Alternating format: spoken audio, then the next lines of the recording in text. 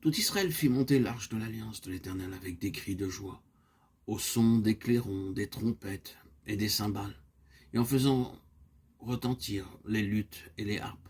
1 Chroniques 15, 28. Après qu'on eut amené l'arche de Dieu, on la plaça au milieu de la tente que David avait dressée pour elle. Et l'on offrit devant Dieu des holocaustes et des sacrifices d'action de grâce. 1 Chroniques 16, 1. Lorsque David acheta la parcelle de terre, il désira y amener l'arche de Dieu. Mais une fois de plus, il faillit devant Dieu. Il voulut le faire à l'aide de plans et de moyens mondains. Dans le livre des Nombres, Dieu avait donné son plan céleste pour le transport de l'arche.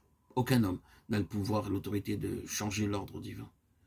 Dieu amena David à se ressaisir et dans 1 Chronique chapitre 15, il rassembla des Lévites pour transporter l'arche de Dieu vers cette parcelle de terre achetée à ce Jébusien. Quel jour heureux ce fut pour David. C'est avec une grande joie et bonheur qu'ils amenèrent l'arche après plusieurs années de pérégrination, avec des cris de joie au son des clairons, des trompettes et des cymbales, et en faisant retentir les luttes et les harpes. Ce fut un temps de grande joie avec des chanteurs chantant de tout leur cœur en ce jour de bonheur. David lui-même se joignant à cette fête. Approchons-nous donc avec un cœur sincère dans la plénitude de la foi. Hébreux 10, 22.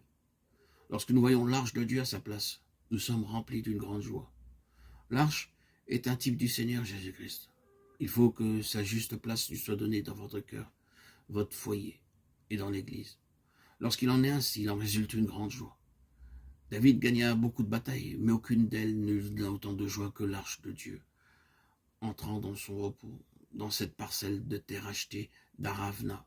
C'est notre joie et notre force lorsque nous voyons le Seigneur Jésus-Christ intronisé dans le cœur des croyants, comme roi des rois, dans la famille, comme la tête et dans l'assemblée, comme Seigneur.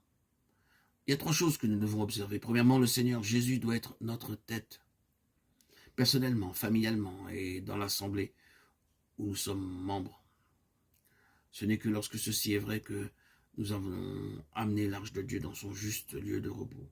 C'est notre joie, mais ce n'est encore que le début.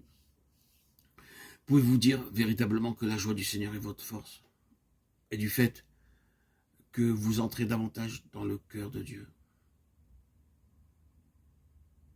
Cette joie grandit-elle? La joie du Seigneur qui est notre réelle force dans toutes les circonstances, dans nos expériences et nos responsabilités, est le secret de la véritable croissance spirituelle.